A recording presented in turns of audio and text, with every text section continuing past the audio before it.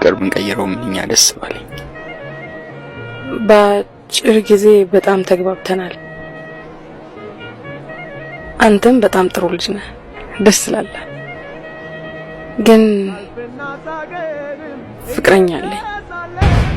ፍቅረኛ አለሽ? አዎ። ግራ በሚያጋባ ስሜት ውስጥ ሆኜ ማፍቀሬን አምኛለሁ። ምንድነው ግራ የሚያጋባሽ? የምወደው ልጅ በአካል አላውቀውም። ስለሱ በደንብ የማውቀው ጥሩ ሰው መሆኑ ብቻ ነው።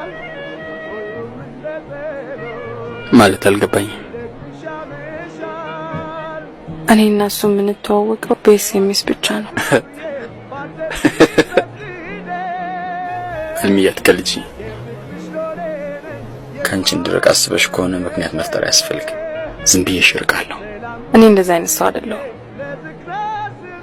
የምነግርህ ነገር ሁሉ እውነት ነው። በተጨማሪ ምስጢሬን የምነግርህ ጓደኛዬ ስለሆንክ ነው። አልሚ፣ እውነት ግን በአካል አታውቂውም? አንድን ሰው በአካል ከማውቀው በላይ አውቀዋለሁ። ብታይ ቴክስቱ ሲዘገይብኝ እንዴት እንደምሆን አታምንም።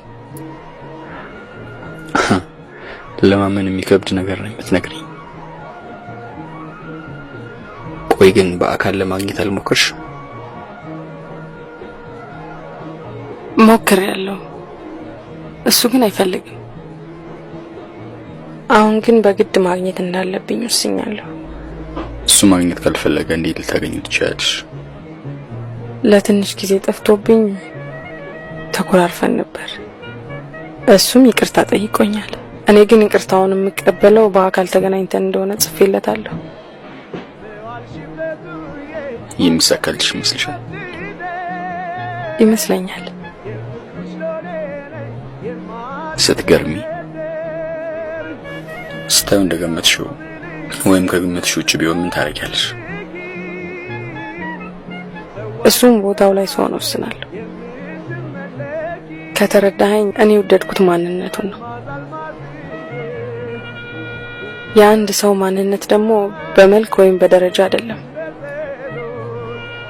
እሱ ግን በአካል ያቅሻል?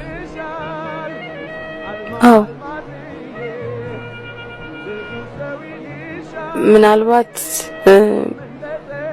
እዚህ ቦታ ላይ ተገኝቶ ያየኝ ይሆናል። ሮባክስ? አዎ።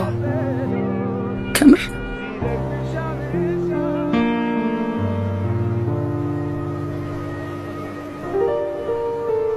ስለዚህ ሰላም ልበለው። ሃይ ሃይ ሃይ ሃይ ሃይ ሃይ